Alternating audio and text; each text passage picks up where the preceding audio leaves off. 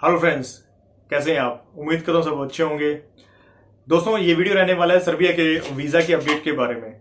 आज है सैटरडे, आज छुट्टी है। पिछले कल भी छुट्टी थी दशहरे की, तो 3 छुट्टियां कंटिन्यूसली हैं। मंडे को वर्किंग है, ट्यूसडे को आई थिंक फिर से छुट्टी है, कोई ईद वगैरह का कोई त्यौहार होगा शायद, जिसकी वजह से छुट्टी है। तो छुट्टियों का बहुत ज़्यादा सीजन चला हुआ है अभी। तो चलिए बात करते हैं कि सर्बिया का प्रोसेस जो है वो फर्स्ट वीक ऑफ अक्टूबर में फिनिश हो जाना था, वो 2 ऑफ अक्टूबर में या 3 ऑफ अक्टूबर में क्यों शिफ्ट हो गया।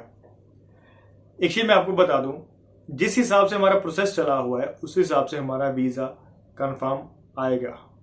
ठीक है, तो ये माइंड से निकाल दीजिएगा कि ये प्रोसेस चला हुआ है, पता नहीं क्या होगा क्या नहीं होगा, क्योंकि कंपनी भी इसके लिए बहुत ज्यादा सीरियस है, हम सीरियस हैं।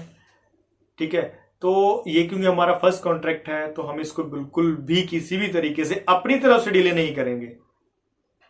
ठीक है, तो पहली चीज ये है कि माइंड से निकाल दीजिए कि पता नहीं होना है नहीं होना, होगा, डेफिनेटली होगा, क्योंकि इसके लिए कंपनी ने आप सोच लीजिए, हमें राशन तक के लिए जो है उन्होंने बोला है कि जो राशन यहां से लेके जाना है, जैसे ही वीजा आएगा तो राशन के लिए उन्होंने पेमेंट्स के लिए बोला है कि हम आपको दे देंगे, आप वहां से ले आना, क्योंकि फूड अकोमोडेशन कंपनी का है। छोटी छोटी चीजों के लिए उन्होंने हमें बोल दिया कि क्या क्या वहां पे एक एक चीज की तैयारी कर ली है। अकोमोडेशन की उन्होंने तैयारी कर ली है और बेसिक चीजों की तैयारी कर ली है। एयरलाइन का हमने कोट जैसे होता है कि 79 एप्लीकेंट्स हैं, 79 एप्लीकेंट का अप्रोक्सीमेट कितना एयर टिकट का फेयर होगा, ठीक है, वो हमने कंपनी को डिटेल्स भेज दी हैं। क्या क्या हमें फॉर्मेलिटीज वहां पे लगेंगी वो भेज दिया है। कंपनी ने 2 टाइम्स वहां से हमें इन्विटेशन लेटर्स भेजे हैं।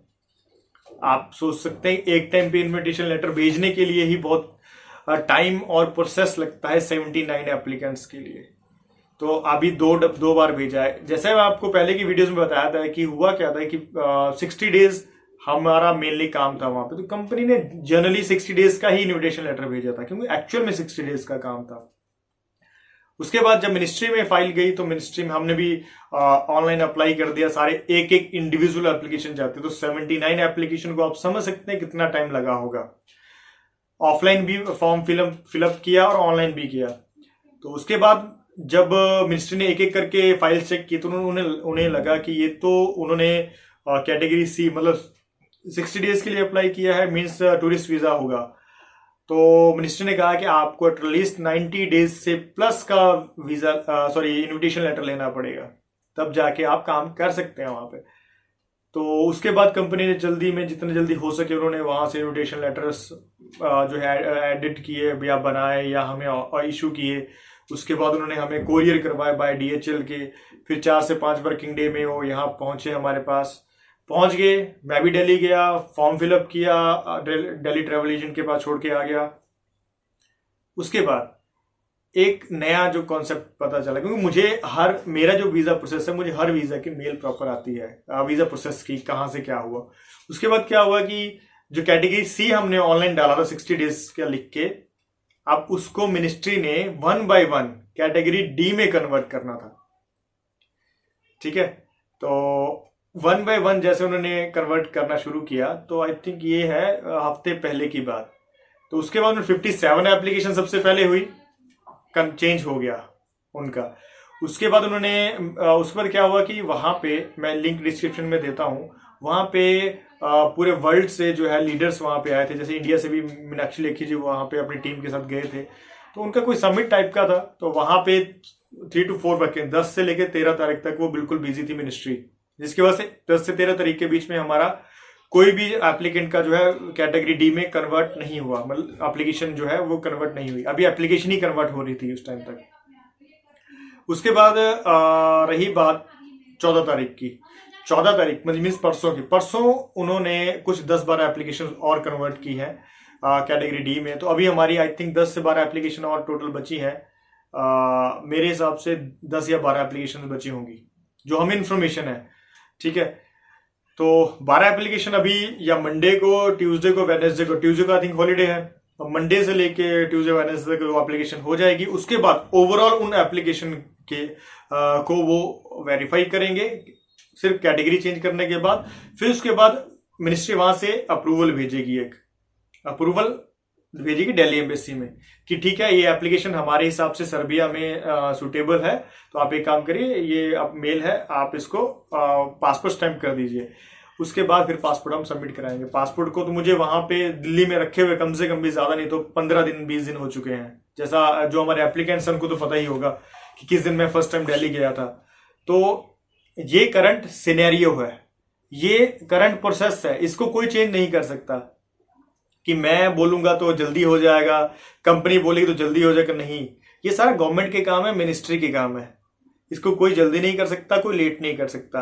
आप मिनिस्ट्री को, आप किसी भी एम्बेसी को, दिल्ली एम्बेसी में ही आप ले लीजिएगा, दिल्ली एम्बेसी में किसी भी देश की एम्बेसी को कोई फोर्स कर सकता है कि नहीं ये वीजा जल्दी दीजिए या ये वीजा क्यों नहीं आ रहे हैं। वो टोटली डिपेंड करता है उनके रश के ऊपर, कितने एप्लीकेंट्स जो हैं उनके पास हैं। एक तो हमारा ग्रुप बहुत बड़ा है, ठीक है, मेरा कैटेगरी चेंज हुए कम से कम भी 1 हफ्ता हो चुका है, बट मेरा उसके बाद प्रोसेस आगे नहीं बढ़ा, क्योंकि जब तक 79th एप्लीकेंट का कैटेगरी चेंज नहीं होती है तब तक हमारे ग्रुप का अगला प्रोसेस नहीं चलेगा।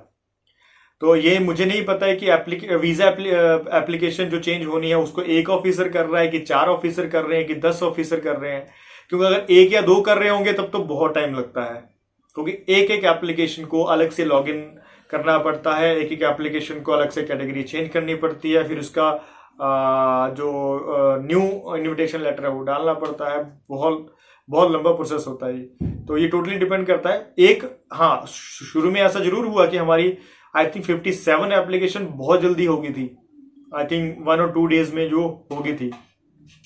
तो ये इन्फॉर्मेशन हमें एम्बेसी से मिलती है। एम्बेसी से कौन देता है? ये जो हमारे ट्रैवल एजेंट दिल्ली में है, जिनको हमने फाइल लेने देने के लिए रखा हुआ है, तो जब भी वो जाते हैं वहां पे वो कंफर्म करते हैं कि कितना प्रोसेस कहाँ तक हुआ है।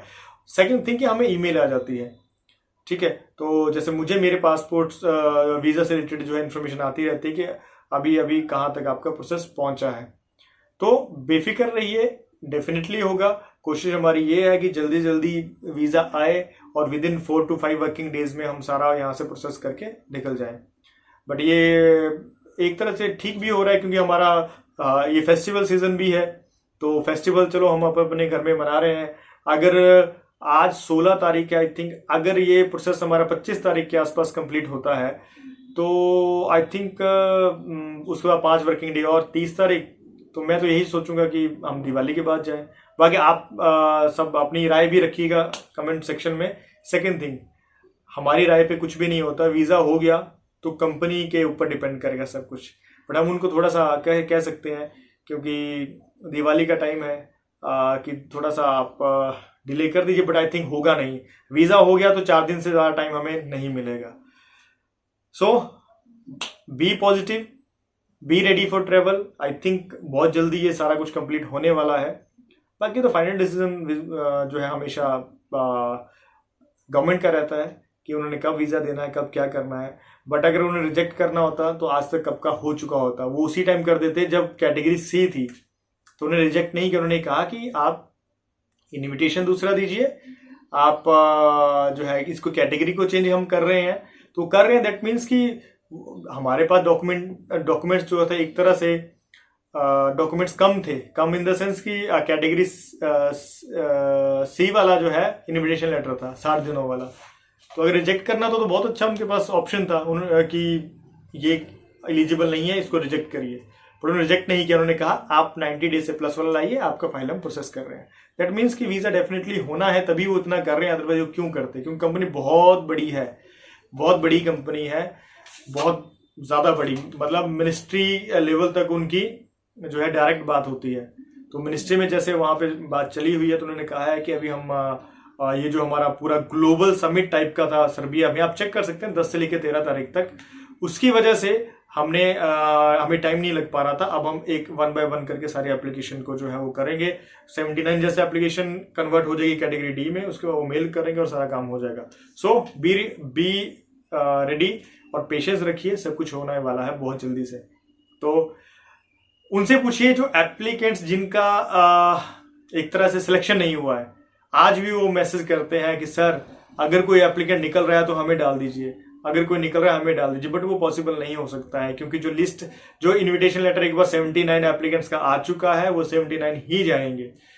चाहे उसमें से 2-4 निकल भी जाएंगे तब भी कोई नहीं जाना सबको ही पड़े, उन्हीं को पड़ेगा। जो 79 है वही लिस्ट, नए हम डाल नहीं सकते क्योंकि फिर से वो प्रोसेस स्टार्टिंग से चलेगा, जो कि ना हम चाहते हैं ना कंपनी चाहती है। तो ठीक है दोस्तों, मिलते हैं नेक्स्ट वीडियो में, तब तक के लिए stay safe, stay home, bye bye, take care, thank you.